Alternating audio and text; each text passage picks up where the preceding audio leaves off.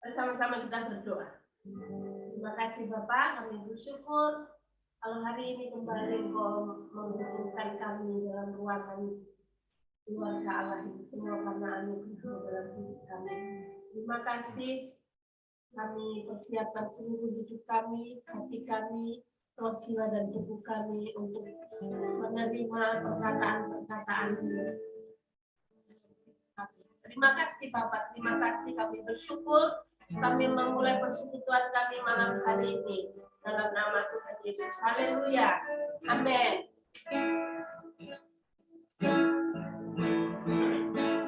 Alam semesta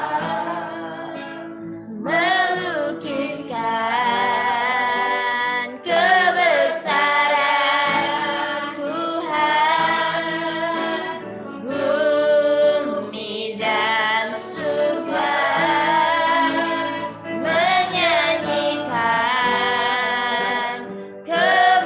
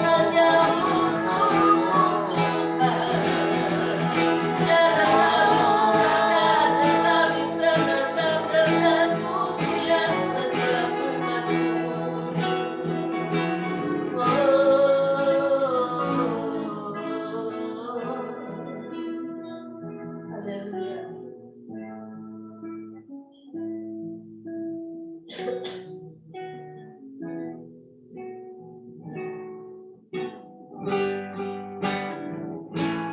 kasih Tuhan Yesus, Engkau Allah yang layak dimuliakan dan diagungkan. Terima kasih, hanya dengan kami duduk diam di kaki-Mu, mendengar perkataan-perkataan-Mu, itu yang dapat kami lakukan untuk membalas segala kebaikan-Mu, segala kemurahan-Mu di dalam hidup kami. Allah yang setia, Bapa yang mulia, kasih-Mu besar Tuhan, Kau pulihkan hidup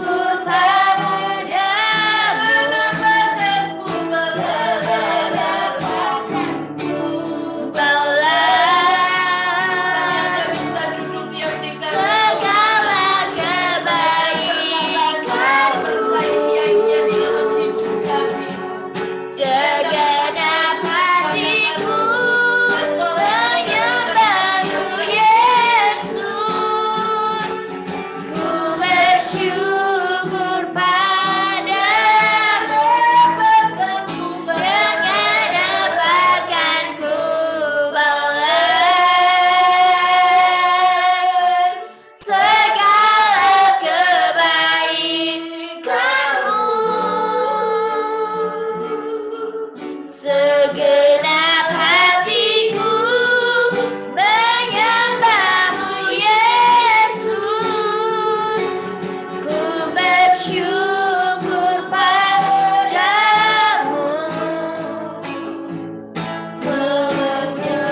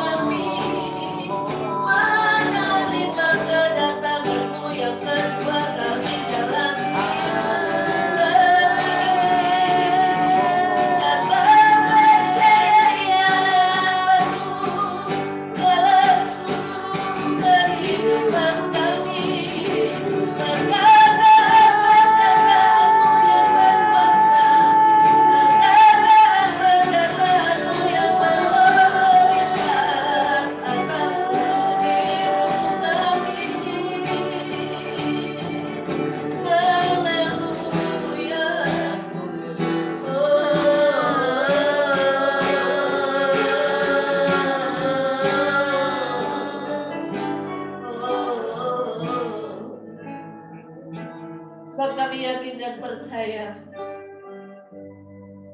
hari-hari ini Engkau sedang bekerja di antara kami,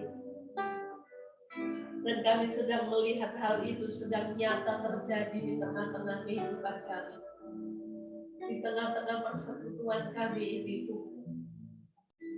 Engkau Allah yang berdaulat, firman-Mu yang berdaulat menguasai seluruh kehidupan kami.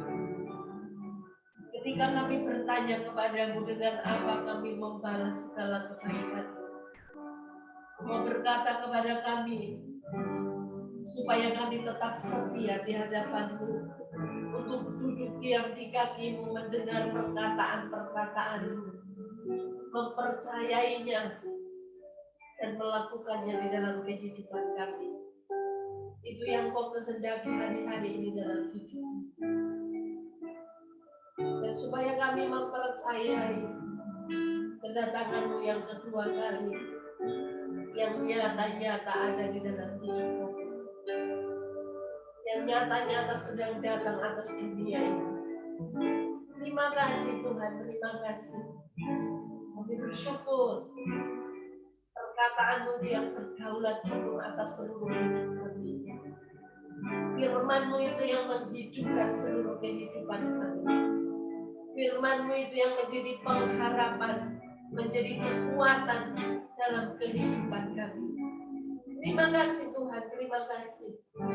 Terpujilah nama-Mu, sukacita-Mu melimpah dalam hidup kami. Haleluya. Sama-sama kita katakan, amin.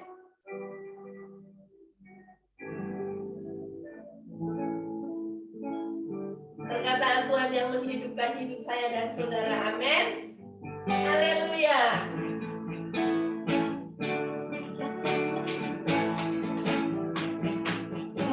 Perkataanmu berikanku kehidupan, perkataanmu berikanku kekuatan, perkataanmu lepaskan dari ketaatan.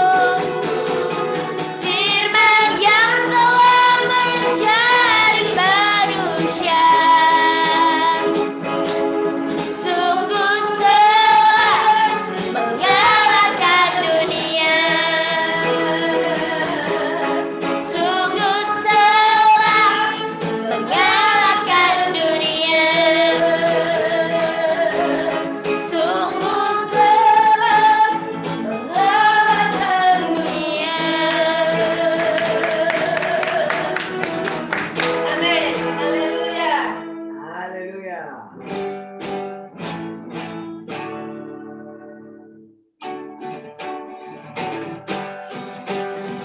ini harinya Tuhan. Hari ini Harinya Tuhan, mari kita bersukaria. Hari ini harinya Tuhan, mari kita bersukaria, bersuka di dalam Tuhan, bersuka di dalam Tuhan. Rayakan kehadiran Tuhan, sebab Dia yang layak dipuji. Rayakan kehadiran Tuhan, sebab Dia yang layak dipuji. Bersuka di dalam Tuhan, bersuka di dalam Tuhan.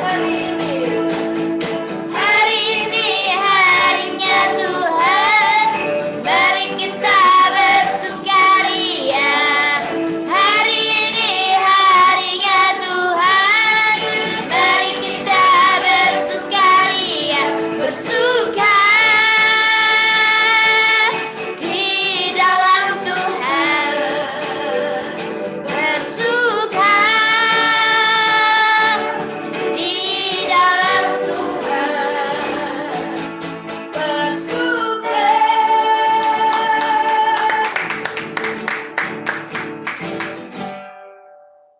haleluya.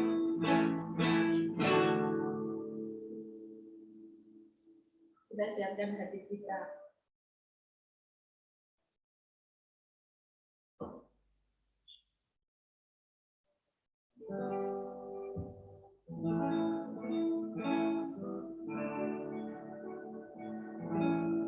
Apapun yang terjadi dalam hidup kami, Engkau Allah yang tidak pernah meninggalkan kami.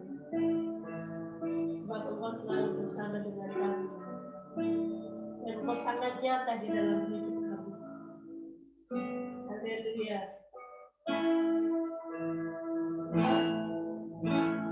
Ada waktu untuk berduka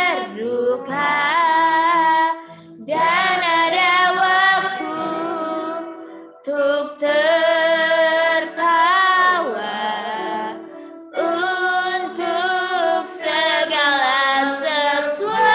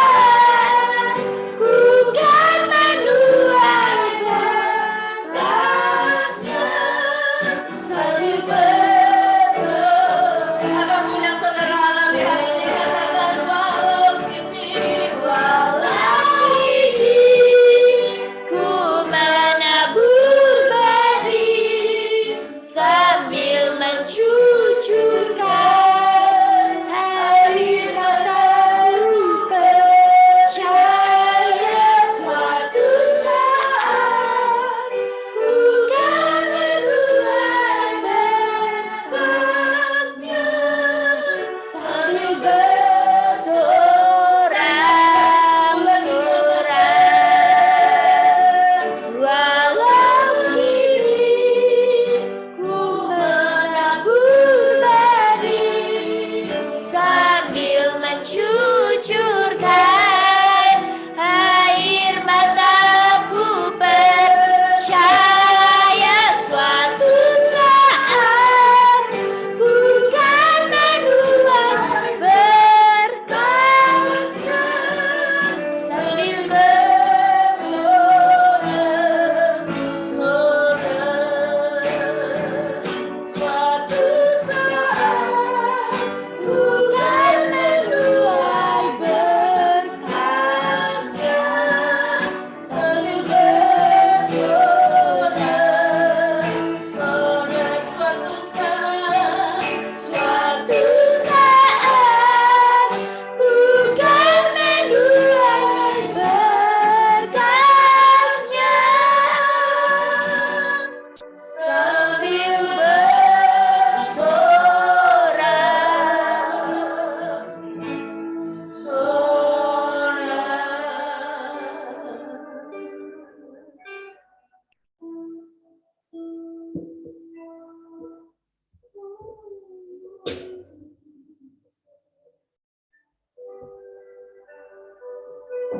Haleluya. Makasih Tuhan.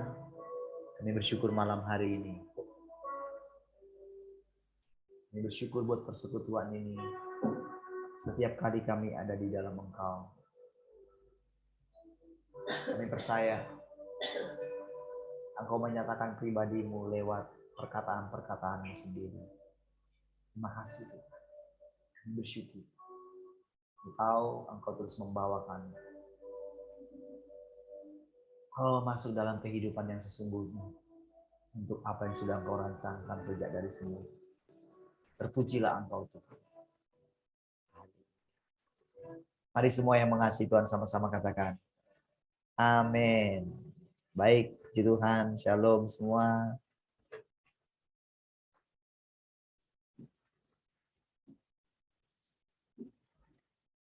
Shalom semua, selamat malam.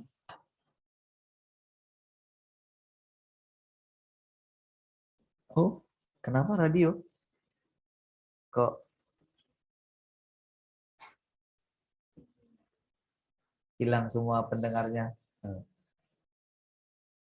Radio, jelaskah? Apa tadi suara gimana ya? Suaranya tadi bisakah? Tadi suaranya gimana? Di sini pecah atau gimana? Kalau di sini nggak masalah. Oh, nggak masalah ya. Soalnya di radio nggak ada. Tadi tiba-tiba hilang semua. Oke, sekarang ada lagi di radio ya. Baik. Itu kan ya. Haleluya. Saudara, sebetulnya ada kebutuhan yang mulai mendesak ya bagi kita ya, yaitu mengenai lagu-lagu kita ya. Nah, tahu kan saudara, kita itu dibawa masuk ke zaman yang baru itu adalah pakai perkataan saudara, pakai firman. Jadi firman yang barulah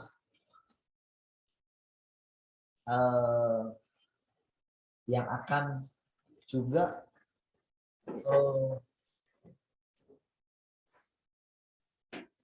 membuat kita mengerti di posisi atau yang membawa keadaan kita di mana kita berada. Jadi saudara,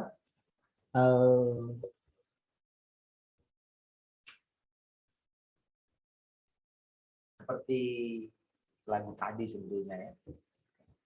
Kalau dengan pemahaman yang baru ya, harusnya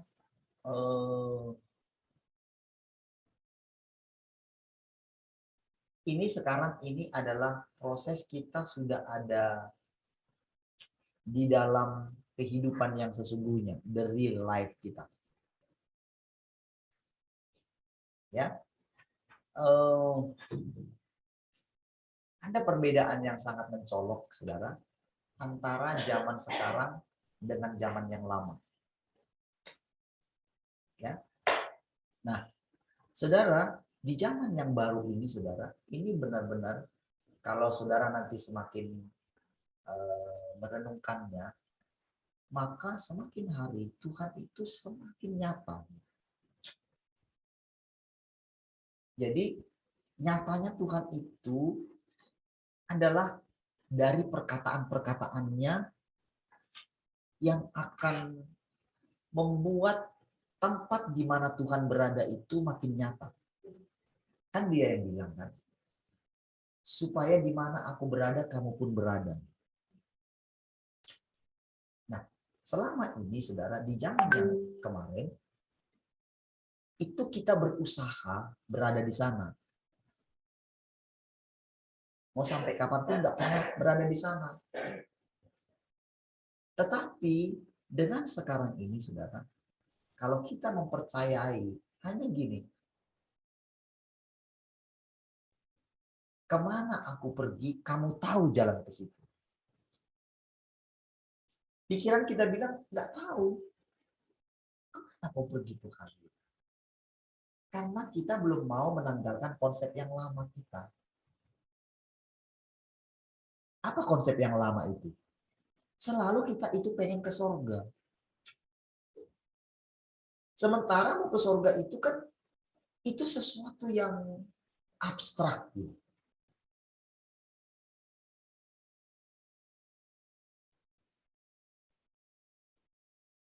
Saudara, di masa yang lampau, saudara, Tuhan menjanjikan seperti tanah perjanjian, ya, saudara.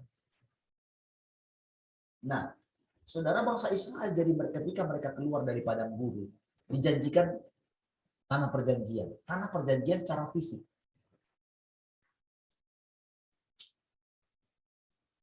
Tetapi tahukah saudara, tanah perjanjian secara fisik itu ternyata bukan itu segalanya kan, bukan itu akhirnya kan. Lalu di dalam kitab Ibrani dikatakan bahwa ada tanah perjanjian rohani. Itulah taman apa namanya? Itulah tanah perjanjian surgawi. Itulah Yerusalem baru. Oke? Nah, namun Yerusalem baru ini, saudara, ketika di dalam kitab Yesaya juga itu sudah dijanjikan oleh nabi-nabi gitu. Namun, saudara, tempat itu masih misteri.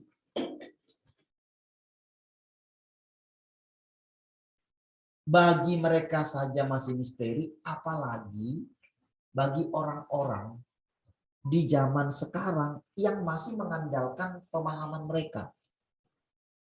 Kan dunia kekristenan ini, saudara, itu diisi oleh perkataan para bapak-bapak gereja yang hanya memahami surat-surat daripada nabi-nabi dan para rasul. Jadi praktis itu adalah pemikiran manusia atau gagasan manusia. Saudara mesti memahami ini. Nah, jadi saudara, sekarang ini saudara, kedatangan Tuhan yang kedua kali sudah terjadi. Hanya saja kita ini, pola pikir kita masih di tetap pola pikir yang lama. Sehingga dari raut wajah saudara kelihatan bahwa masih ada keraguan, ada di manakah kita sekarang berada. Dari rasa lapar dan haus kita akan ketahuan apakah benar-benar kita itu sudah berada di dalamnya atau belum. inilah zaman firman. Di masa yang lampau, firman itu masih belum penggenapannya. Saudara, sebetulnya di zaman yang lampau, orang-orang kudus di zaman perjanjian lama pun, sebetulnya sudah ada di antara mereka yang mulai sudah memahami tentang kehidupan kita sekarang ini. Jadi mereka merindukan suatu saat mengalami apa yang mereka bayangkan. Apa yang dijanjikan kepada mereka. Jadi saudara, dari perkataan-perkataan mereka, salah satu contoh begini. Kalau berjumpa dengan Tauratmu, maka wah itu seperti apel gitu di atas pinggan emas katanya gitu. Atau seperti menemukan harta karun katanya. Begitu berjumpa dengan Tauratmu. Lalu saudara, orang-orang kudus ini di angkatannya Daud itu saudara banyak penyanyi-penyanyi saudara. Penyanyi-penyanyi di bait suci, para pemazmur. Nah, para pemazmur ini mereka itu menyanyikan nyanyian nubuatan. Bukan hanya itu, Maria saja ibunya Tuhan Yesus. Itu juga dia itu ketika dia mendapatkan ketika habis dia dari rumahnya Elizabeth ya, ketika dia pergi ke sana gitu, kan tiba-tiba dia itu menaikkan nyanyian gitu.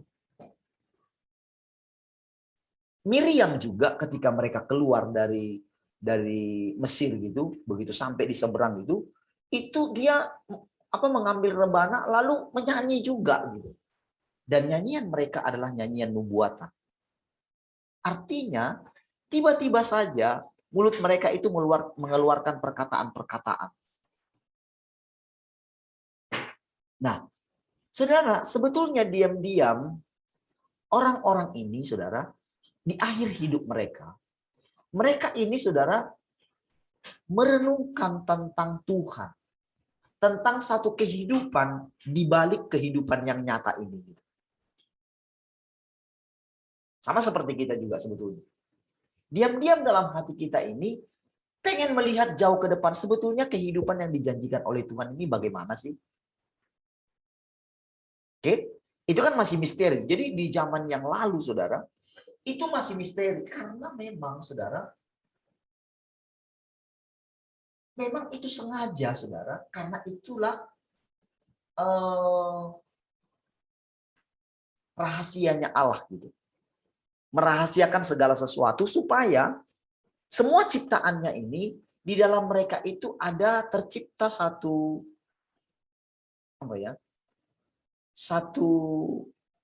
kondisi supaya mereka itu mencari kebenaran. Gitu. Ini kondisi yang sengaja dibuat oleh Tuhan. Gitu. Supaya apa? Supaya ada kehidupan. Nah, itu sebabnya, saudara, ketika antara pohon kehidupan dengan pohon pengetahuan yang baik dan yang jahat. Nah, itu sebetulnya ada di dalam diri Allah. Saudara masih ingat itu kan? Nah, kalau kamu makan yang ini, kamu mati. Mati artinya kamu akan mengalami yang namanya satu kehidupan di mana kamu akan merasa hambar gitu. Kamu ingin mencapai kebahagiaan, kamu ingin makan tapi nggak kenyang-kenyang. Kamu minum tapi nggak puas-puas gitu. Itulah ciri daripada pohon pengetahuan. Tetapi di dalam pohon kehidupan ini, saudara, sifatnya itu kalau kamu minum dari air yang kuberikan kepadamu, kamu tidak akan haus selama-lamanya. Kalau kamu makan makanan yang kuberikan, kamu tidak akan lapar selama-lamanya. Nah, kita mesti mulai memperhatikan kedua jenis makanan ini. Itu tepat ada di dalam kita. Ya. Nah, jadi dunia ini senantiasa menawarkan sesuatu yang kita akan mengetahuinya. Apakah itu membuat kita lapar dan haus akan Tuhan, ataukah membuat justru kita semakin justru hampa rasanya.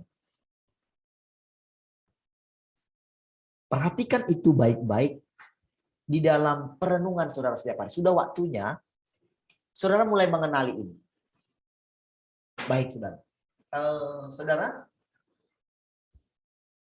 lagu yang tadi itu, ada waktu untuk ini, ada waktu untuk itu, ya. Oke. Di satu sisi, saudara, kalau di kehidupan kita yang lama itu biasa.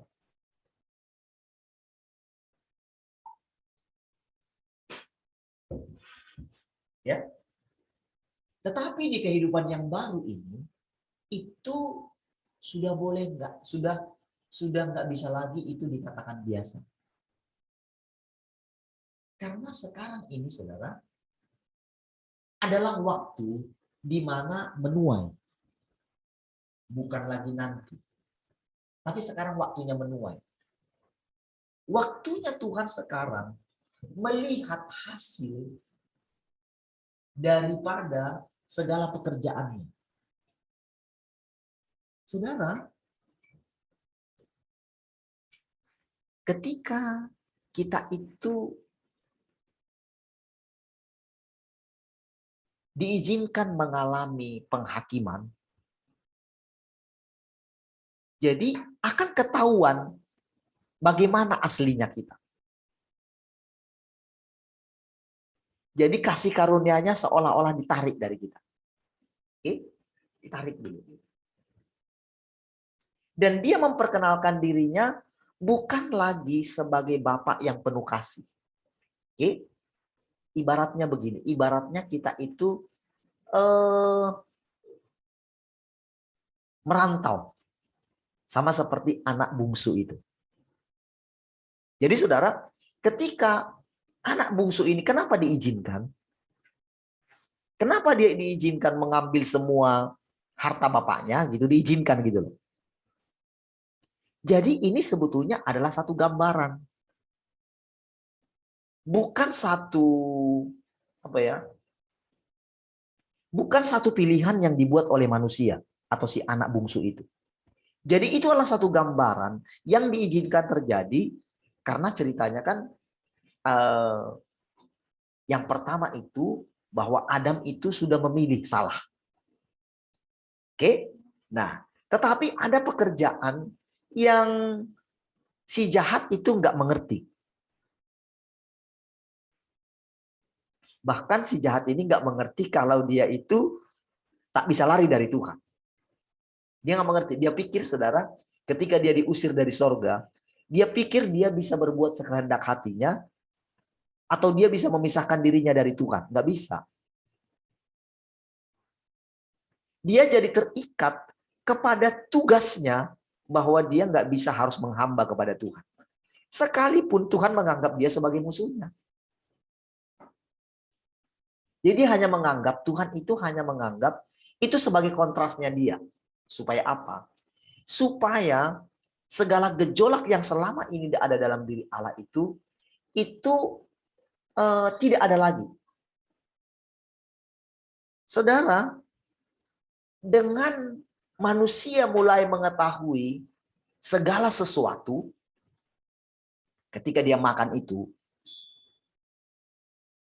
tahukah saudara, sebetulnya manusia itu ketika diciptakan, ketika dikasih di situ pohon pengetahuan yang baik dan yang jahat, sebetulnya itu sedang menggambarkan keadaan Tuhan itu sendiri. Saudara tentu masih ingat perkataan di masa yang lampau. Masih ingat ya? Nah, itu sebetulnya ada dalam diri Allah. Makanya dia nasihati mereka. Jangan kamu makan itu. Nanti kamu mati. Harusnya perkataan itu, saudara, kalau mereka renungkan, tentu itu akan banyak hikmat. Namun, harus dimakan dulu. Barulah ketahuan nanti. Jadi, Dalam keadaan ini, saudara, Allah itu boleh melihat bagaimana sebetulnya keadaan di dalam dirinya sendiri melalui ciptaannya itu. Makanya dikatakan manusia itu diciptakan serupa dan segambar dengan Allah. Itu misteri. Jadi dari setiap perkataan Tuhan itu tergantung hikmat yang luar biasa. Jadi bukan masalah Tuhan itu kayak gini, kayak ya moga-moga lah supaya manusia ini jangan makan itu gitu. Bukan. Sebetulnya justru dia tahu bahwa manusia itu akan makan. Makanya saudara, ketika dia makan, ketika manusia itu makan, itu Tuhan kan nggak kayak kelabakan gitu kan. Menurut pikiran kita kan kayak kelabakan gitu kan. Makanya khotbah-khotbah para pengkhotbah itu ini nggak salah khotbah gitu loh. Nggak kayak gitu ceritanya. Sekarang baru dia kasih tahu.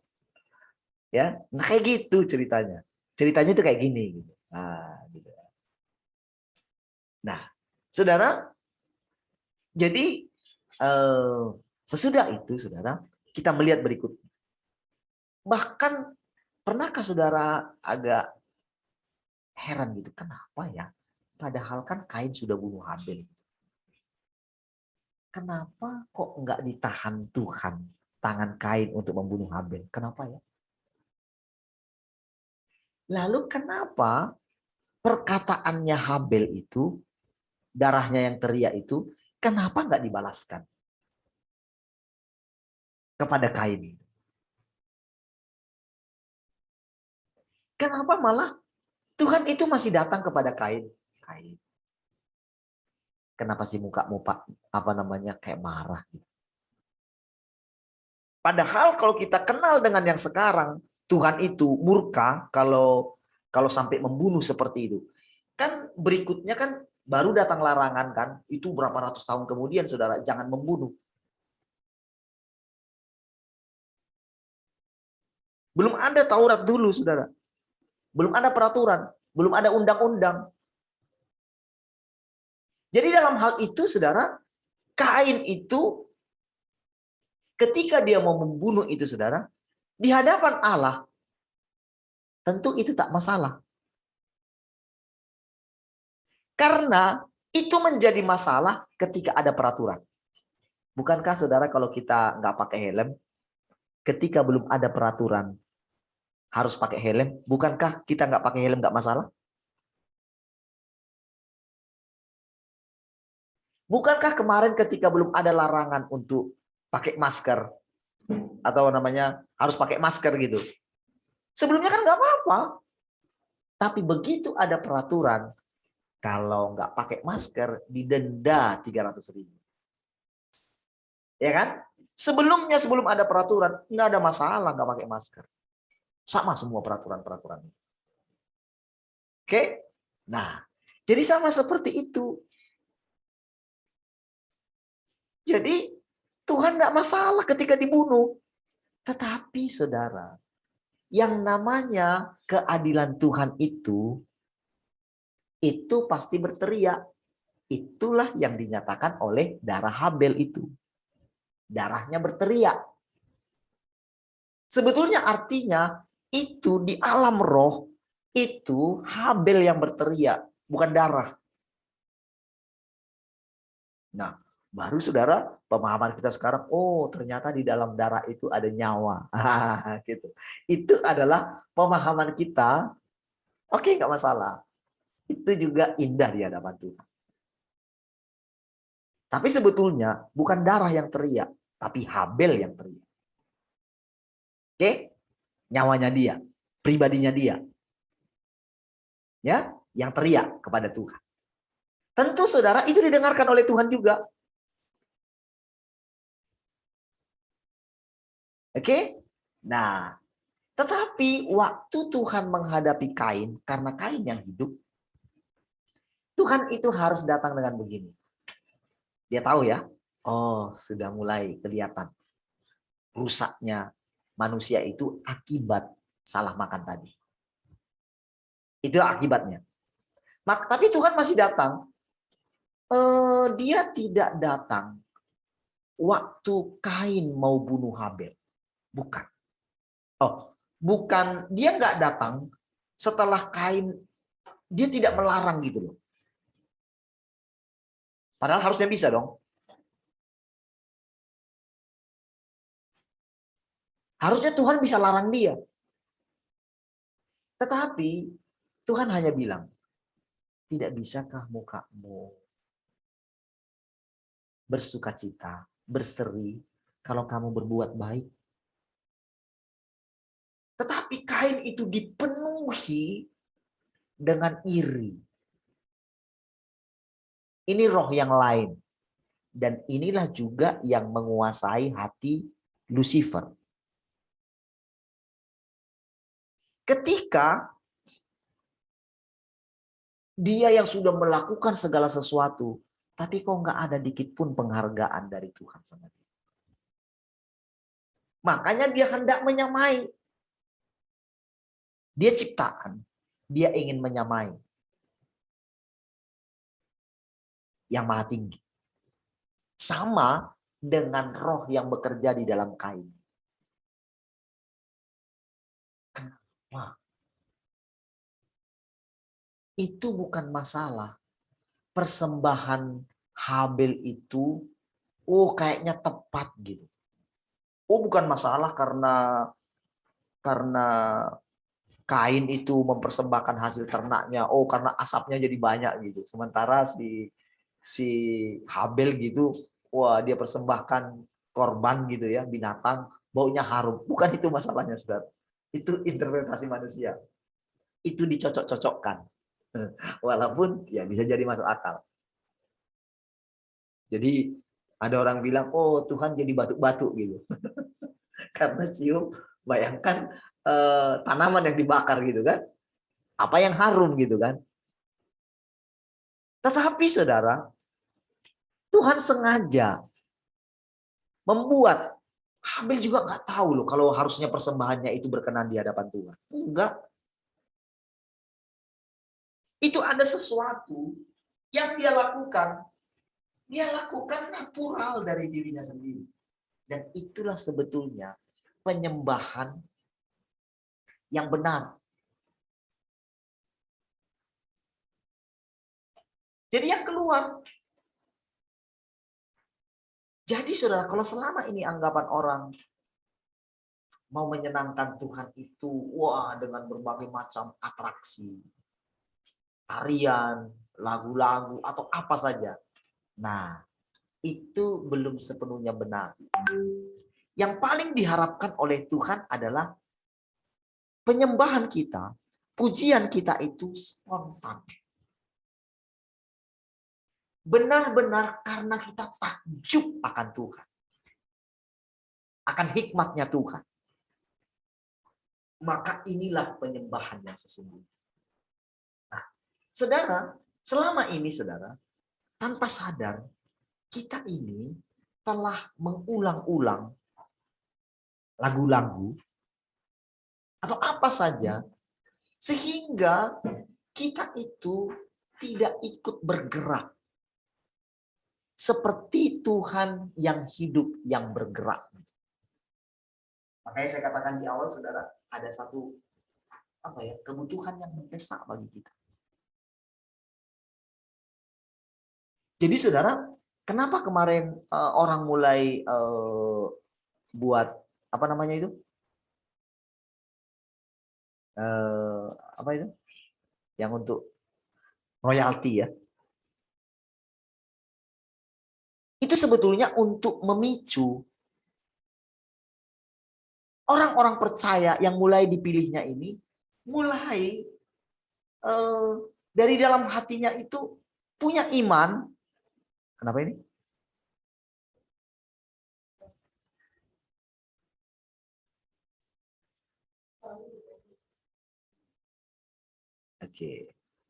Oke, sudah saya close. Salah itu. Pencet. Baik. Perhatikan saudara. Jadi dari situ saudara sebetulnya memancing kita untuk mulai mengerti pergerakan Tuhan. Bahwa kita sudah harus mulai mengenali bahwa kita ini seperti tanah yang harus mulai mengeluarkan tunas. Yaitu ekspresi daripada kita ingin menunjukkan bahwa ada Tuhan di dalam kita. Saudara paham ya? Maksud saya ya. Jadi dengan kondisi seperti itu, nah seperti kalau kata-kata dengan apa kan ku balas segala kebaikan. Nggak bisa kan kita membalas kebaikan Tuhan dengan lagu pujian. Nggak bisa kan? Tetapi kita boleh mengekspresikannya lewat menghidupi dia. Jadi sebetulnya saudara, ketika dia hidup dalam kita, kita kan sudah menerima dia. Sudah menerima Tuhan hadir di dalam kita. Oke? Lalu kita mulai menghidupinya. Menghidupinya itu begini, saudara. Mulai merombak cara berpikir kita dari yang lama ke yang baru. Kalau yang lama itu, saudara, Tuhan itu masih misteri. Tapi sekarang dia bilang, dengerin baik-baik. Tuhan kan bilang, dia itu lahir di dalam kita. Katanya tadi kan lagunya kan? Perkataan, firman yang telah menjadi manusia, firman yang telah lahir di dalamku. Amin. Dia lahir di sini, saudara. Dia kan sudah ada di sini. Perkataannya, cuman perkataan yang mana? Kalau perkataan yang baru, maka kita akan memasuki atau telah memasuki. Lihat saudara, jenis perkataan Tuhan begini. Saatnya akan tiba dan sudah tiba. Seperti itu selalu, karena dia itu alfa dan omega gitu loh. Itulah yang membedakan perkataan Tuhan dengan perkataan manusia. Dan saudara, Tuhan itu mau membuat satu kondisi umatnya ini, saudara, umat perjanjian baru ini, saudara, umat kerajaan Allah ini, di 1 Petrus 2 ayat 9, tetapi kamulah imamat yang rajani, bangsa yang kudus, umat kepunyaan Allah. Coba buka ayatnya ya. Coba lihat sebentar. Coba munculin ayatnya. Perhatikan ya. Ya, munculin ayatnya. 1 Petrus 2 ini yang ini.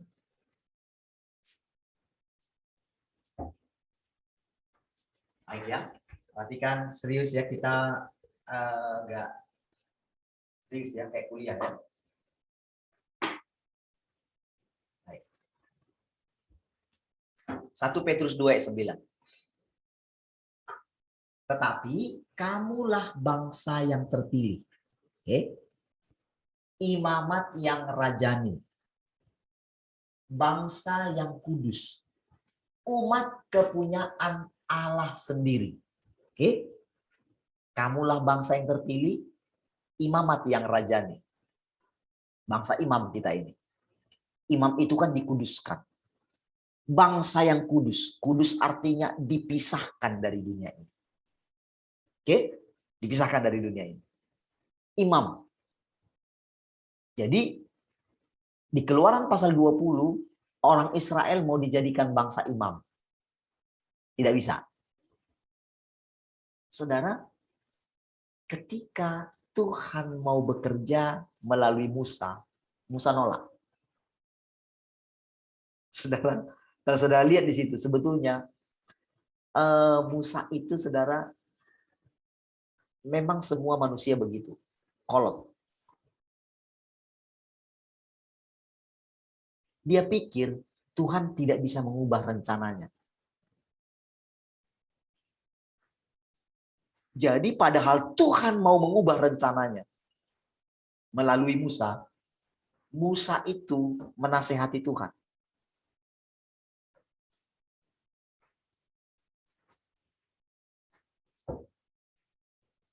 Saudara, kalau seandainya Musa itu taraf berpikir dia sudah hampir sama dengan Tuhan. Kalau dia dalam perjalanan dia selama 40 tahun itu, saudara. Harusnya, saudara, Musa itu sudah mulai mengenali pikiran Tuhan. Tetapi, ya memang belum. Mau apa? Makanya dia nggak mau. Lebih baik aku mati. Katanya. Karena kasihnya dia terhadap bangsa Israel itu lebih kuat daripada kasihnya kepada Tuhan. Wah, apa nanti jadi gimana? Oh, nggak mau dia gitu.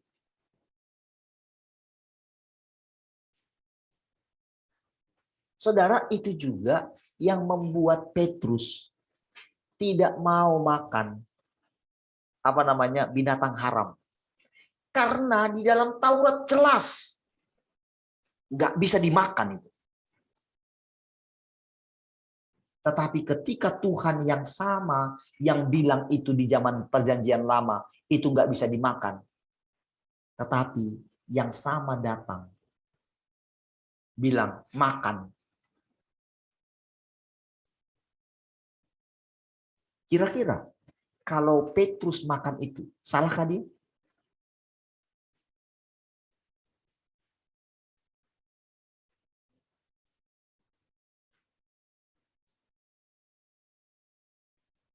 Salahkah dia? Tidak salah. Orang Tuhan yang suruh kok.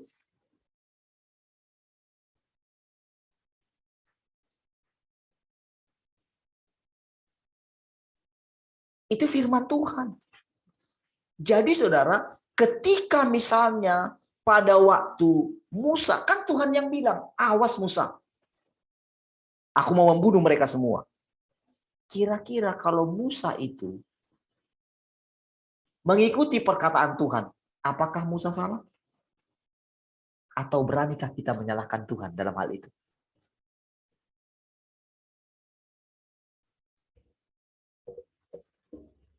Beranikah kita menyalahkan Tuhan dalam hal itu?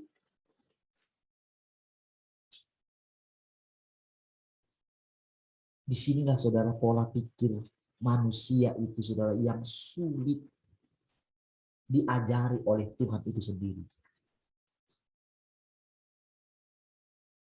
Dari situlah saudara, lahirlah kesimpulan Tuhan bahwa memang semua manusia sudah rusak.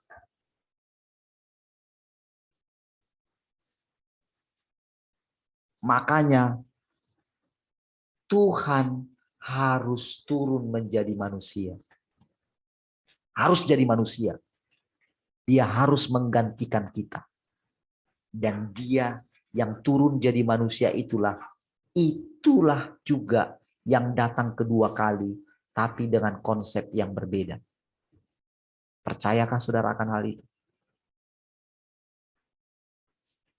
Saudara, sekali lagi, konsep saudara yang lama harus segera saudara runtuhkan.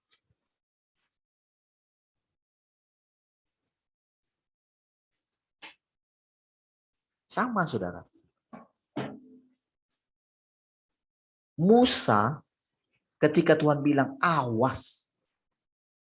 Tapi di dalam pikiran Musa, kalau cuman aku nanti berarti gagal lah firman Tuhan.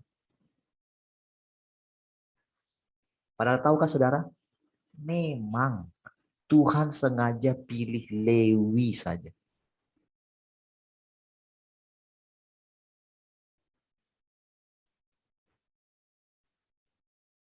Cuman saudara, pikiran Musa yang terbatas itu saudara, telah menghalangi, telah membatasi Tuhan. Bukankah kita ciptaan ini bisa mengajari Tuhan? Bisakah kita mengajari Tuhan? Kita ciptaan. Bisakah kita mengatakan, oh engkau salah Tuhan dalam keputusanmu? Itulah roh ahli Taurat, roh Farisi yang menyalibkan Tuhan. Padahal Tuhan itu sendiri yang datang. Mereka ngotot dengan hukum Tauratnya gitu loh.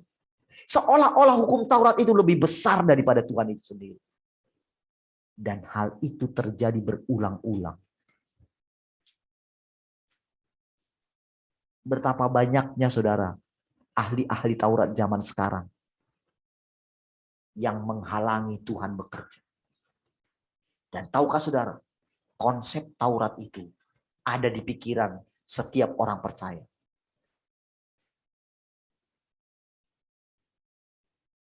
Jadi ketika Tuhan datang sekarang, saudara, kita itu belum ngeh.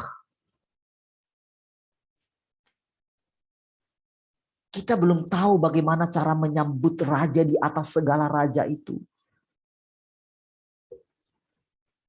Kita belum tahu bagaimana caranya kita melayani dia. Kita hanya tahu bagaimana caranya kasih dia makan. Oh silakan Tuhan, makan di sini. Tetapi kita nggak tahu hatinya yang paling dalam. Kita sibuk mungkin, oh apa yang kami berikan untuk engkau makan Tuhan. Sama seperti orang-orang kepercayaan dulu memberikan sesajen kepada dewa-dewa penolong mereka. Mereka melakukan rutinitas itu, saudara. Oh, opung, ini kau makan. Opung, ini yang makanan kesukaanmu kan. Di situ terjadi penipuan banyak. Para penyembah-penyembah berhala, mereka juga melakukan itu kepada dewa-dewa mereka. Dan mereka mempercayai dewa mereka itu adalah pencipta langit dan bumi. Mereka hanya memberikan makanan. Mereka mungkin berikan babi. Mereka berikan kambing. Atau apa saja. Dan konsep itulah yang membuat Saul tidak pernah bertobat. Tapi Daud dia mengerti. Apa sih yang bisa kuberikan kepada Tuhan?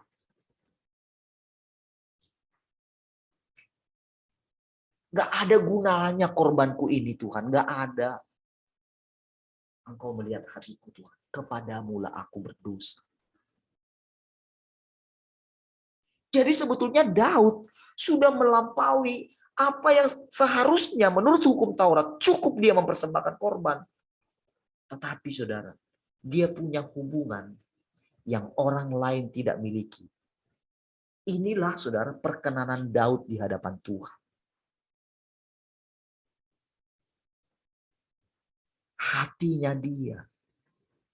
Dan inilah yang sedang dipisahkan Tuhan antara kita dengan orang lain di luar sana.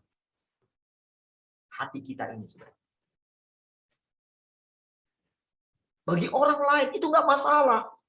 Tapi bagi saya, bagi saudara, ketika diperhadapkan dengan pilihan yang sulit, ada di dalam hati saudara. Tak mungkin saya menyangkali Tuhan saya yang di dalam. Bagi orang biasa, mereka mencari ayat pembenaran bagi mereka. Nah, Tuhan yang seperti inilah yang sedang memimpin kita, yang sedang mengajari kita, yang sedang berikan kita hikmah. Bahkan yang hidup di dalam kita. Ini yang mesti kita kenali pergerakannya, saudara. Pergerakan Tuhan yang di dalam. Yang melepaskan kita dari segala ikatan dunia ini. Yang memulihkan kita dari segala kerusakan kita. Supaya kamu memberitakan perbuatan-perbuatan yang besar dari Dia. Saudara, sebelum kita memberitakan perbuatan yang besar itu, pasti kita mengalami dulu perbuatan yang besar itu, saudara. Di dalam hati kita masing-masing. Kita kenali Tuhan yang gak kelihatan, yang gak dilihat oleh orang lain itu. Tetapi Tuhan itu sangat nyata, saudara. Tidak mungkin kita melanggar perintah. Nggak mungkin kita melukai. Kita yang sudah melihat dia menolong kita, melepaskan kita. Kita tidak akan takut dengan pilihan kesulitan apapun. Kita nggak takut dengan kehilangan pekerjaan, kehilangan posisi, kehilangan jabatan, kehilangan nama baik sekalipun. Kita nggak takut dengan itu. Karena apa, saudara? Kita punya hubungan yang nggak kita tahu, kita nggak terjelaskan kepada orang lain. Tapi cepat atau lambat, kita pasti memberitakan perbuatan-perbuatan yang besar dari dia. Yang telah memanggil kamu keluar dari kegelapan kepada terangnya yang ajaib. Saudara, inilah saudara yang sedang ada di dalam kita, saudara. Menjadikan kita menjadi bangsa yang terpilih. Imamat yang rajani. Memisahkan kita, saudara. Menjadikan kita bangsa yang kudus. Jadi ternyata pekerjaan ini sejak dari semula itu sudah terjadi, saudara.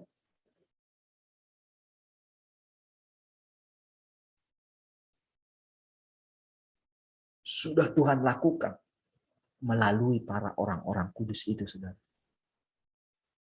Namun memang belum waktunya. Karena waktu itu disiapkan bagi kita yang hidup di zaman akhir. Tahukah saudara? Sekarang ini diam-diam terjadi satu pergerakan yang luar biasa yang sangat mengagetkan dunia kegelapan. Yang sangat membuat keriuhan di dalam diri orang-orang yang menganggap diri mereka lebih daripada orang lain. Yang menganggap bangsa yang satu bisa berbuat seenaknya terhadap bangsa yang lain. Yang menganggap dia berkuasa dengan punya uang banyak. Dia mencoba ingin menguasai seluruhnya. Tapi tahukah saudara? Inilah masa di mana terjadi kocar-kacir. Dunia ini, saudara, sedang kocar-kacir. Lewat apa, saudara? Lewat pekerjaan Tuhan yang semakin nyata. Tahukah, saudara? Anak-anak kita saja, saudara. Mereka telah memberitakan perbuatan-perbuatan yang besar dari dia. Bayi-bayi di dalam mulut jelita. Tuhan telah taruhkan kuasa untuk membungkam musuh dan pendendam. Dan itu sangat nyata sekali.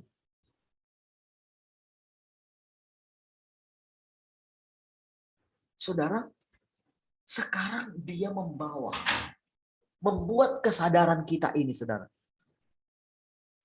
Kesadaran kita akan kondisi yang baru ini, akan zaman yang baru ini, semakin lama semakin nyata. Saudara, kalau kepada saudara sudah diberitakan bagaimana hati mereka para orang kudus itu, bagaimana mereka merenungkan Tuhan, saudara tinggal melanjutkan saja. Nggak perlu saudara harus mengulangi, nggak perlu saudara harus berusaha sehebat Musa. Nggak perlu. Sekarang itu semua sudah digenapi oleh Tuhan Yesus. Dan Tuhan yang menggenapi itu sekarang sedang beroperasi di dalam saudara. Maukah saudara menerima itu? Maukah saudara melanjutkan hidup? Maukah saudara berjalan bersama dengan Tuhan yang adalah sang jalan itu sendiri? Dalam hal ini saudara, jangan pisahkan Yesus lagi dengan Bapa. Saudara harus percaya bahwa Yesus adalah Bapa itu sendiri atau adalah Allah itu sebetulnya. Tapi kalau dalam diri manusia Yesus memang benar dia anak, karena dia anak manusia. Tetapi kalau dengan pekerjaannya yang sudah mulai selesai, dia tunjukkan kepada kita, dia itu di dalam semuanya. Roh Allah itu jangan pisahkan lagi Roh Kudus dengan Tuhan Yesus. Maka juga ada banyak hal yang harus kita rombak dari perkataan kita. Seperti misalnya ketika saya doa berkat, aduh ini rasanya mengenai perjamuan kudus juga. Mengenai hari-hari perayaan kita juga. Ada banyak hal yang kita mesti sudah sesuaikan. Itu bayangan semua. Kita sedang ada di zaman yang berbeda. Oh. Sekarang saudara, penipuan-penipuan si jahat itu dibukakan semua. Si jahat itu telah membuat rutinitas ibadah mingguan, upacara ibadah, supaya membuat kita tetap di tempat yang lama. Tahukah saudara 1 Korintus 14 ayat 26 katakan, ibadah yang sesungguhnya setiap orang mempersembahkan sesuatu. Ada yang mazmur, ada yang ini, ada yang itu, saudara. Saudara, dulu rasanya wah, sudah menemukan itu. Tetapi saudara mencoba dengan usaha manusia. Sekarang ini saudara, kita sedang melihat bagaimana Tuhan sendiri bergerak di dalam kita.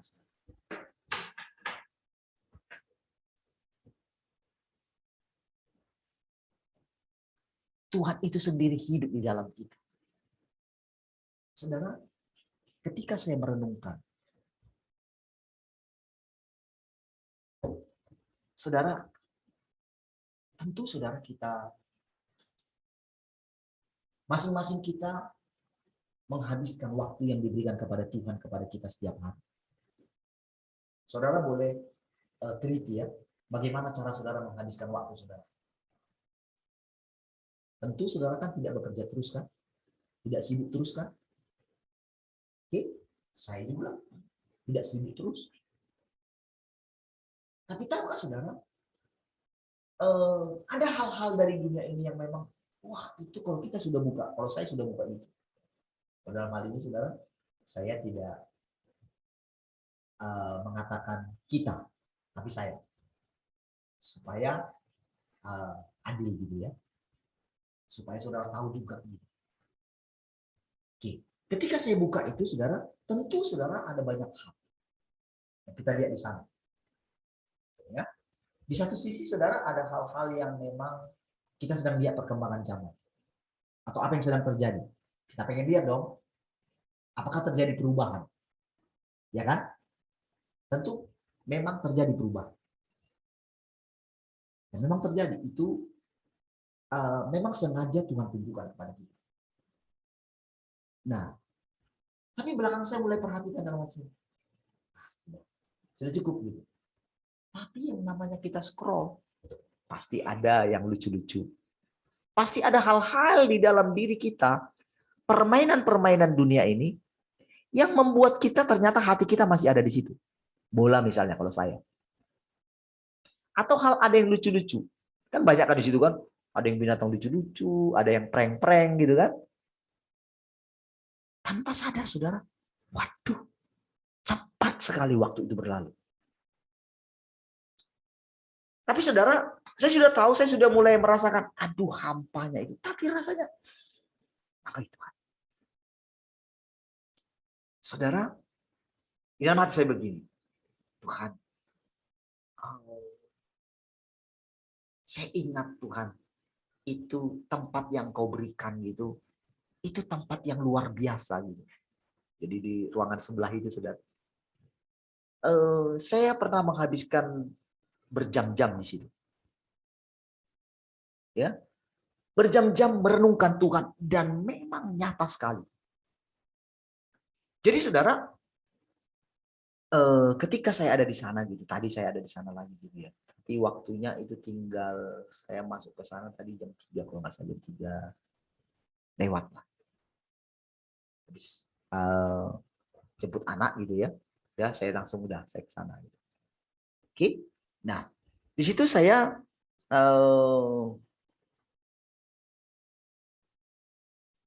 ketika mulai mencoba gitu ya, mencoba mulai ini baca kitab itu ya, saya baca gitu, saya berhenti sebentar, langsung saudara, Tuhan kasih ini sesuatu yang membuat saya bisa fokus dan mulai merenungkan tentang Dia.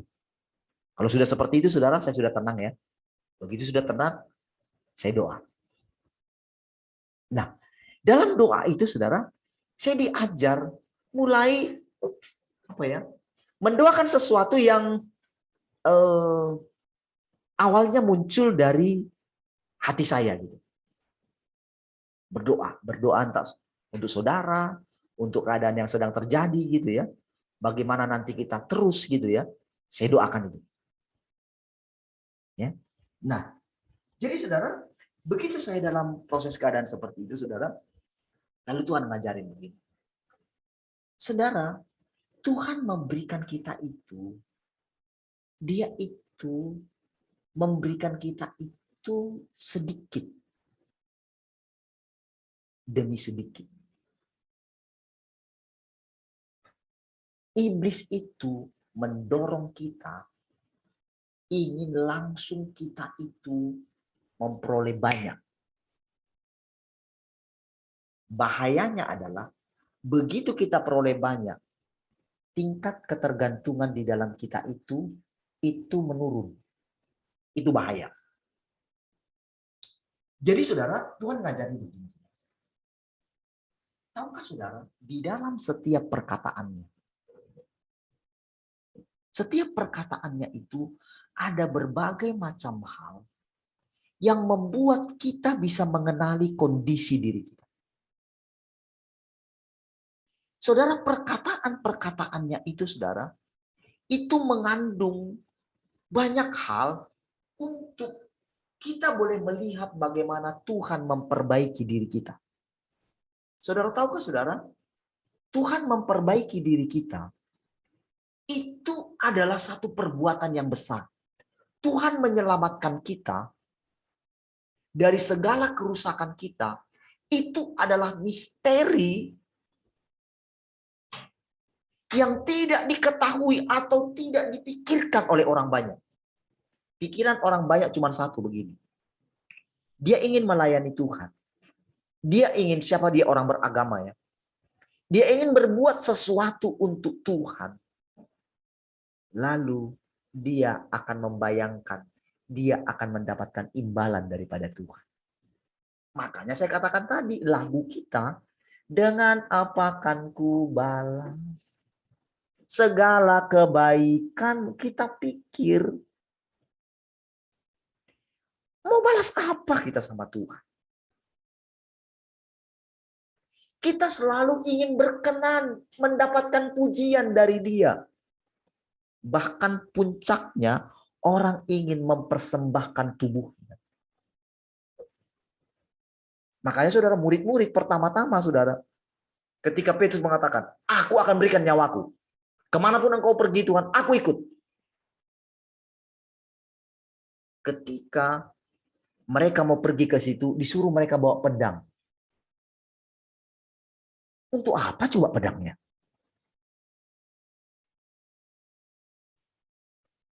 Ketika penjaga atau tentara itu, salah satu tentara itu yang mau menangkap Tuhan itu, mau ditangkap. Wah, tadi Tuhan suruh bawa pedang. Kira-kira untuk apa sih pedangnya?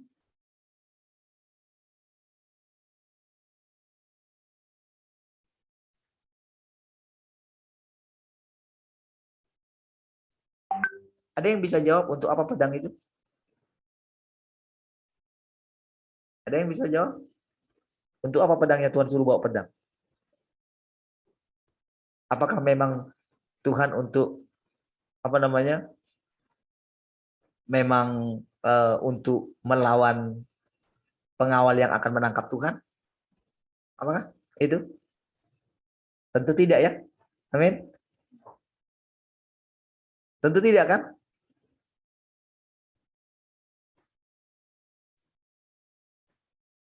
Untuk apa saudara pedang itu? Apakah untuk melindungi Tuhan? Bukan ya. Tetapi untuk melindungi mereka. Karena memang yang harus ditangkap cuma Tuhan. Murid-murid tidak. Supaya orang yang mau menangkap murid-murid ketika melihat pedang, wah, mereka bisa melarikan diri. Karena memang mereka bukan untuk itu pada saat itu. Waktunya bukan untuk itu.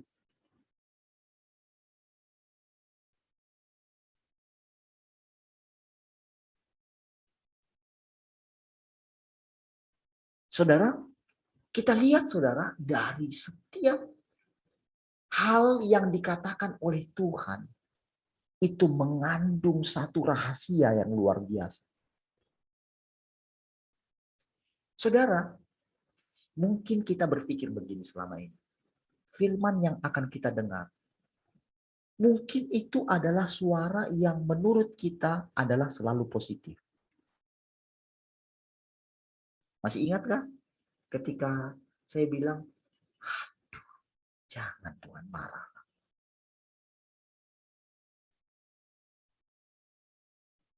Masih ingat saudara dilema saya waktu itu? Sampai mungkin saudara melihat mungkin mata saya merah kayak kerasukan gitu. Kan yang tahu kondisi saya pada waktu itu kan saya ya.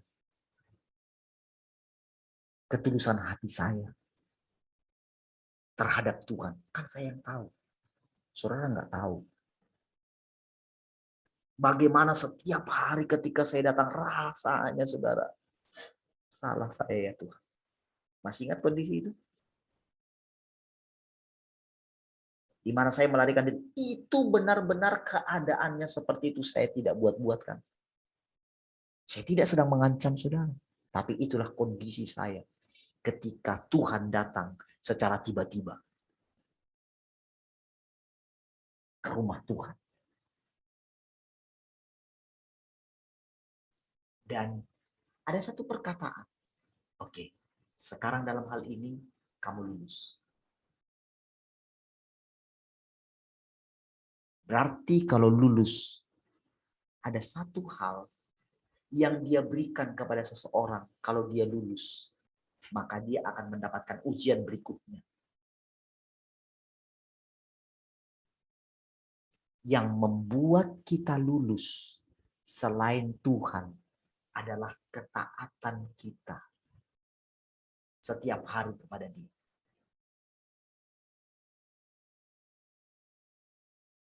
Masih ingat awal-awal saya gampang jengkel kalau saudara buat sesuatu yang jengkel gitu.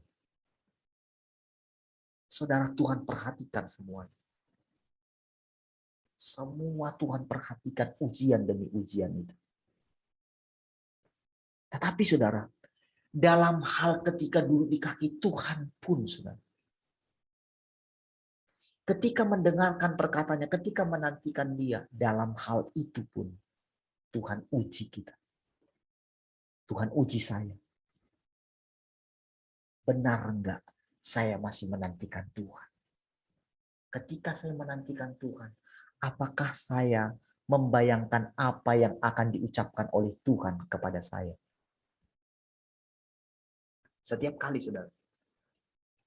Setiap kali sekarang ini saudara, ketika membayangkan apa nanti yang mau Tuhan sampaikan. Kalau di waktu awal-awal itu saudara, saya sering deg-degan gitu. Kadang-kadang saya takut. Kadang-kadang nanti apa yang mau saya bicarakan. Tetapi belakangan saudara, mulai menjadi lebih luas. Gitu. Dengan iman kita bahwa Tuhan ada di antara kita. Bukankah Dia bebas mau mengucapkan apapun kepada kita?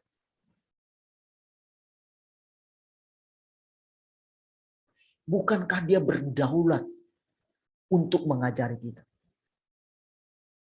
Pikiran manusia kita bilang, oh perkataan-perkataan ini baik. Oh hikmatnya bilang begini. Kita mencoba menolong. Kadang-kadang saya mencoba ingin menolong saudara.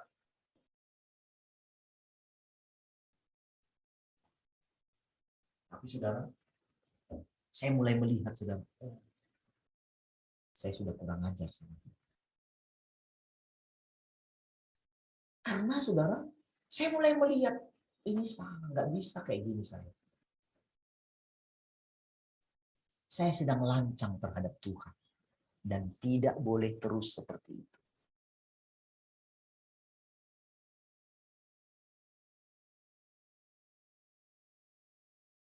Jadi ketika hati kita, saudara, ketika hati kita itu terpaut kepada Dia, tetaplah Tuhan itu tidak boleh kita katakan kita sudah mengenal Dia.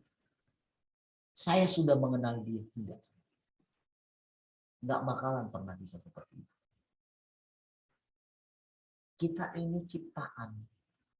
Dia itu Tuhan.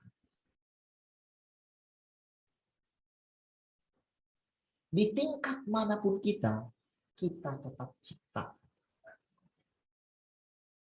Tetapi kalau kita berani mempercayai perkataan Tuhan, barang siapa yang mengikatkan dirinya dengan Tuhan, menjadi satu roh dengan Dia.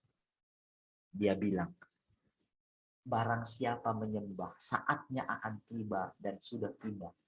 Penyembah-penyembah yang benar akan menyembahnya dalam roh. Tapi itu firman di masa itu.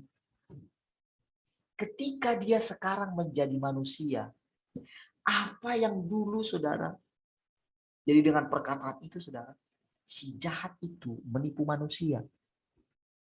Membuat supaya semua orang itu mengejar karunia-karunia roh. Mengejar bahasa roh.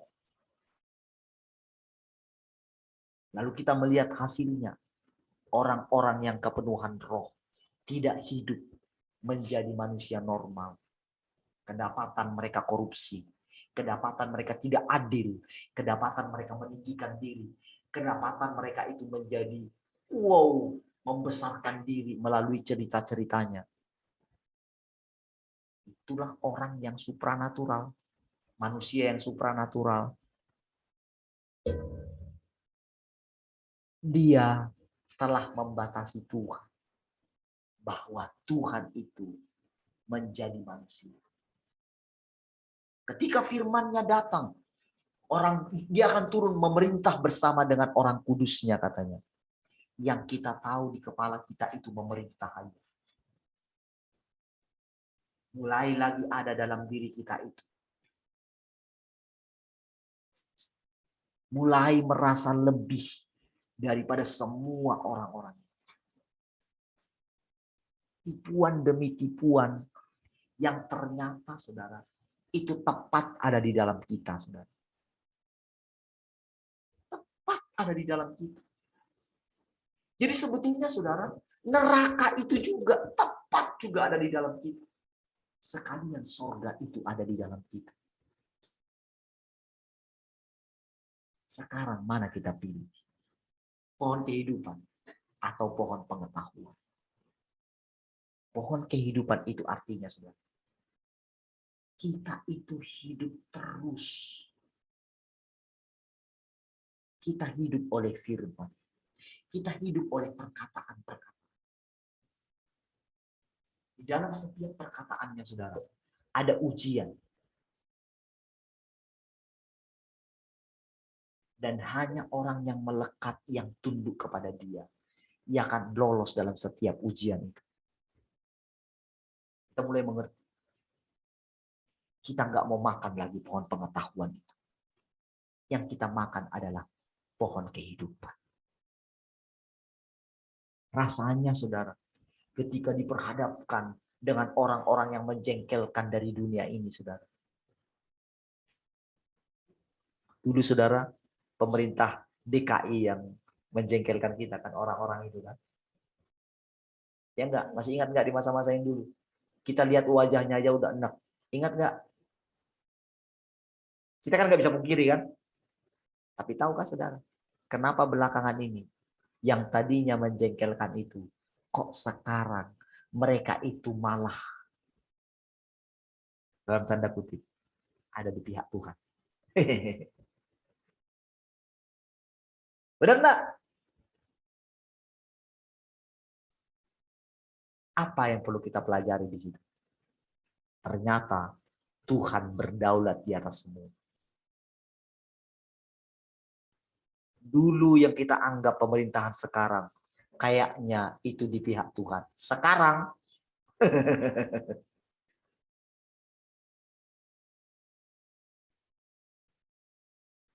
jadi kita pilih yang mana? Dunia ini berubah-ubah. Dan ternyata Tuhan membuat itu semua di hadapan kita sebagai ujian.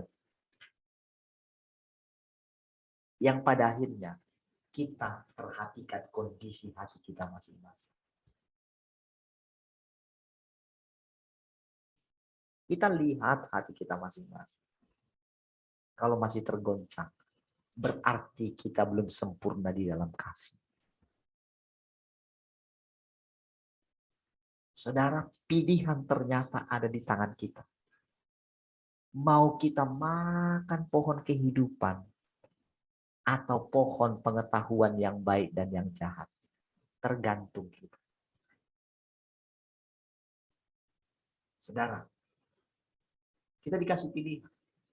Sampai pada akhirnya, oleh karena kejadian-kejadian yang kita alami yang rasanya mengobok-obok hati,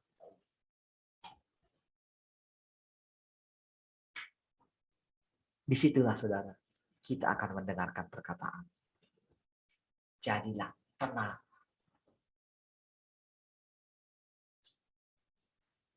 Setelah terjadi, setelah selesai nanti semua pekerjaannya ini, kelihatanlah nantinya saudara. Mana yang milik Tuhan, mana yang bukan. Semua dari pekerjaannya ini kita lihat. Membuat kita begini saudara. Pada akhirnya kita sadar bahwa ternyata untuk bisa jadi anaknya itu tak ada sedikit pun usaha kita. Ternyata bagian kita cuma satu. Mau mempercayai Tuhan sebagaimana adanya Dia.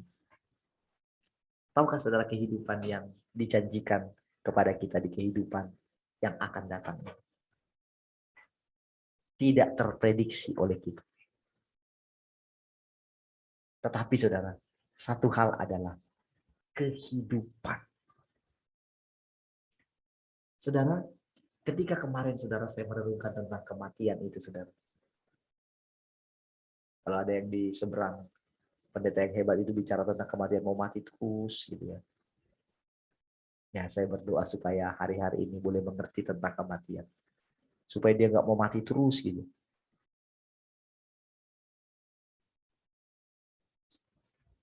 Nggak, itu gagasan dia, itu ide dia. Dia nggak mengenal Tuhan yang sesungguhnya. Beneran saya bilang. Tapi itu juga sebagai kontras bagi kita. Tuhan izinkan juga supaya sedikit pun kita itu tidak pernah membuat satu pujian terhadap siapapun manusia di dunia ini. Biar hanya Tuhan yang dipermuliakan. Nggak ada yang bisa seperti Dia. Tidak ada orang yang boleh, manusia yang boleh mengambil sedikit pun kemuliaan untuk dirinya. Nggak ada yang bisa. Nggak boleh. Semua mereka harus menjual segala miliknya. Kalau mereka tak mau melepaskan jemaat yang mereka punya itu. Kalau mereka tidak mau sendirian. Seperti Yakub. Bayangkan saudara, saking takutnya dia terhadap Esau. Semua diseberangkan dia duluan. Tinggal dia sendirian di tepi sungai Yabok.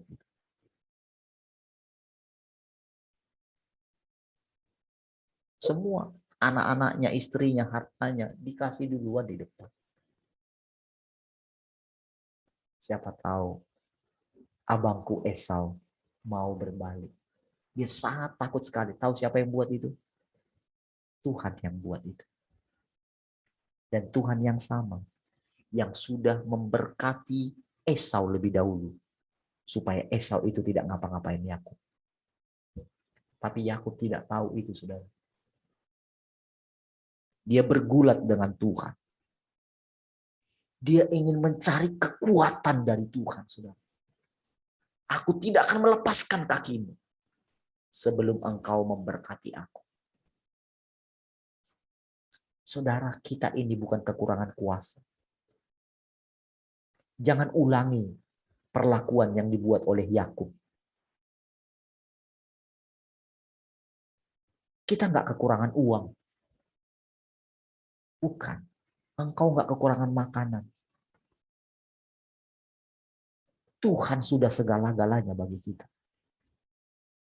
Jangan buat ukuran keberhasilan kita dengan apapun yang kita miliki.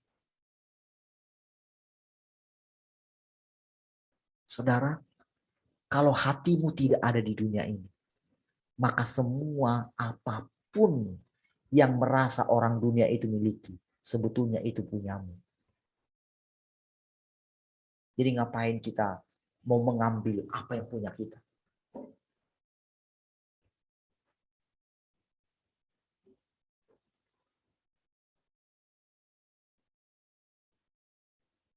Ada ilustrasi Cak Lontong gitu.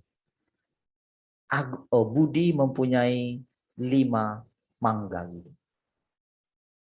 Diambil 3, tinggal berapa katanya? Tinggal berapa? Si itu jawab apa? Tinggal 2 dong katanya. Si Cak Lontong. Oh bukan itu si Andre yang bikin. Yang ditanya itu si Cak Lontong gitu. Ya tinggal 3 lah, orang diambil 2 katanya. Salah katanya. Oh salah, itu pertanyaan gampang sekali.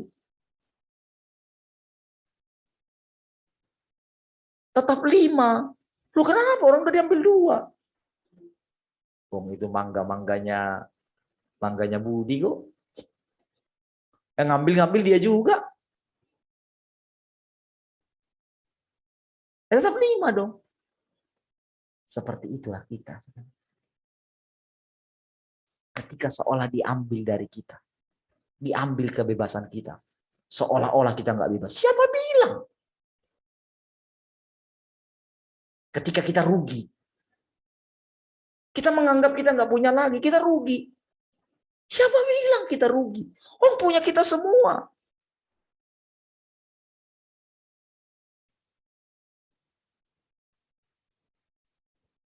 Mungkin punya kita itu lagi dititipkan di orang lain. Ya enggak? Oh punya kita juga kok. Berbahagialah orang yang lemah lembut. Karena mereka akan mewarisi bumi. Amin, saudara. Percayakah saudara mewarisi bumi?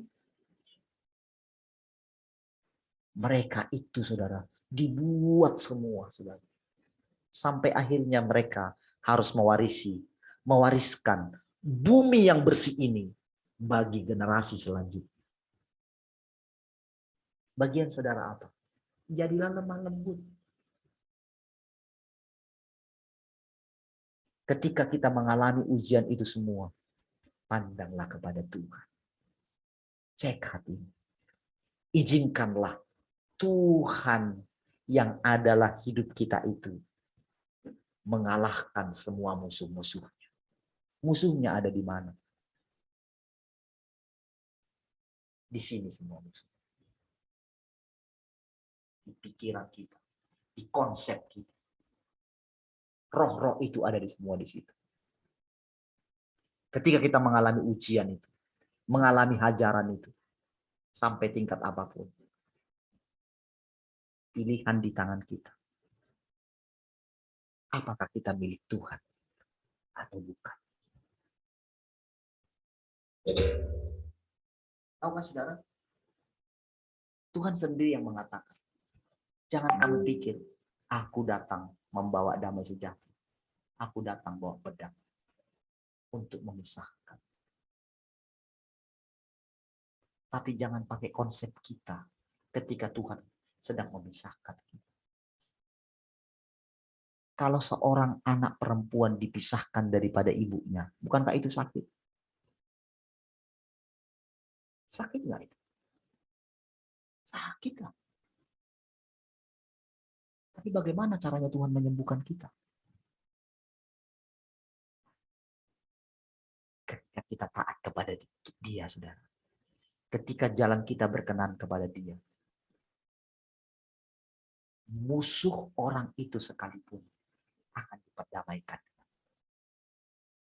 Ada banyak hal yang tidak kita mengerti. Ada banyak hal ketika firman harus memisahkan kita dari orang-orang yang kita kasih. Nanti di hadapan Tuhan. Tapi tahukah saudara? Hati kita yang paling dalam. Apakah saudara berpikir, saudara, bahwa Tuhan itu dengan begitu mudah melemparkan seseorang ke neraka? Tidak. Melemparkan seseorang ke jurang maut? Tidak. Hatinya kita tidak kenal.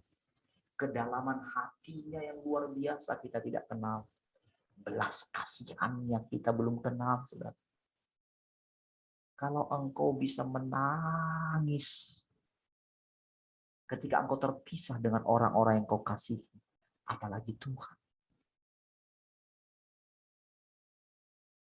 Ketika engkau melihat bagaimana orang-orang yang hancur karena ketidaktaatan mereka kepada Tuhan, tapi engkau mengasihi Dia. Saudara tahu kan gejolak di dalam diri itu?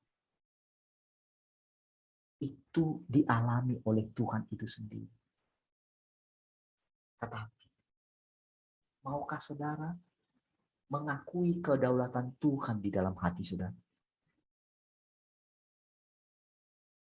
Sama seperti Yusuf, dia masuk ke kamarnya ketika dia melihat saudara-saudaranya harus mengalami ketakutan yang luar biasa. Sementara mereka tidak kenal kalau Yusuf, kalau dirinya itu adalah adik mereka yang mereka buang dulu. Dia lihat ketakutan mereka. Keputusan ada di tangan Yusuf pada waktu itu. Dia mau balas dendam. Atau dia mau berdamai dengan mereka. Dia suruh semua orang Mesir itu keluar. Saudara, kalau saudara lihat, saudara, bagaimana saudara-saudaranya itu. Dari segi karakter mereka. Dan saudara lihat bagaimana Dan itu. Saudara lihat bagaimana Ruben, bagaimana Yehuda. Bukankah banyak sekali dosa di dalam mereka? Dan pada hari itu, apakah Yusuf pernah ingat itu semua?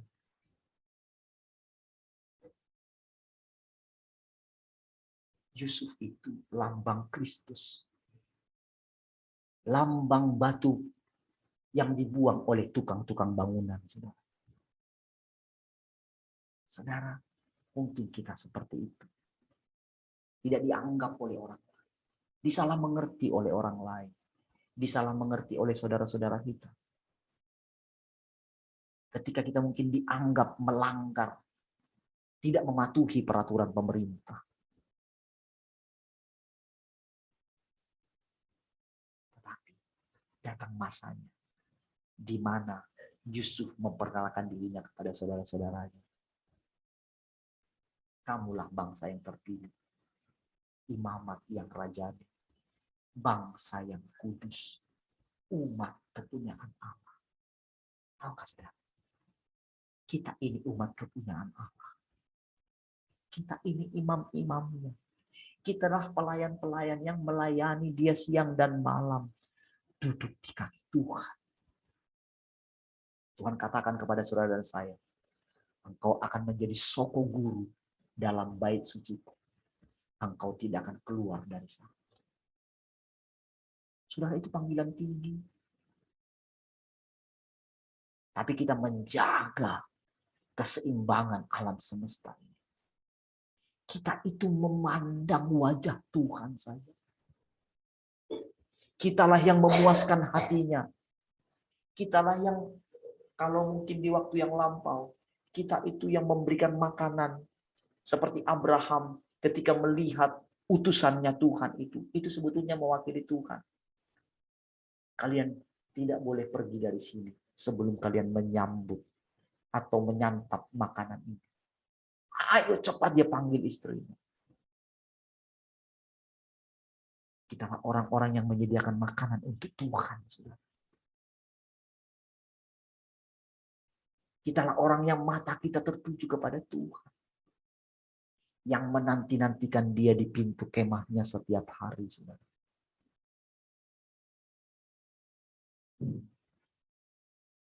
Kitalah orang yang haus dan lapar akan dia. Yang terus dengan tekun menantikan perkataan-perkataan. Kalau dia mengatakan sepatah kata untuk kita rasai. Dan kitalah orang yang mau diajar oleh dia. Kitalah yang mempersiapkan generasi di bawah kita. Anak-anak kita. Kita membawa mereka kepada Tuhan. Untuk mereka boleh mengenal Tuhan. Yang melihat potensi di dalam anak-anak kita. Yang melihat kuasa di dalam mulut anak-anak kita.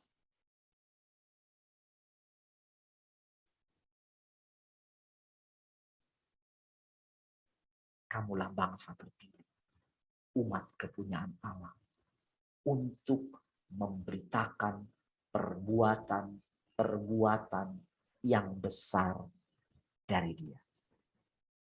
Wow, sudah lewat 2, saudara. Puji Tuhan, bisa kita lanjutkan lagi. Wow, rasanya lega, saudara. Oh, kita boleh mendengarkan perkataan-perkataan Tuhan hari ini. Saya percaya, saudara.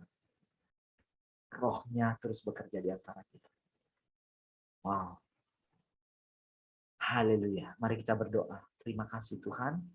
Kami bersyukur malam hari ini. Apa yang kami dengar. Oh, terima kasih Tuhan. Malam hari ini kami beristirahat dalam hadirat-Mu. Sehingga besok kami bangun dengan tubuh yang fresh. Terpujilah Engkau Tuhan. Untuk selama-lamanya. Mari semua yang mengasihi Tuhan sama-sama katakan. Amin. Baik, puji Tuhan, saudara. Tuhan memberkati semua.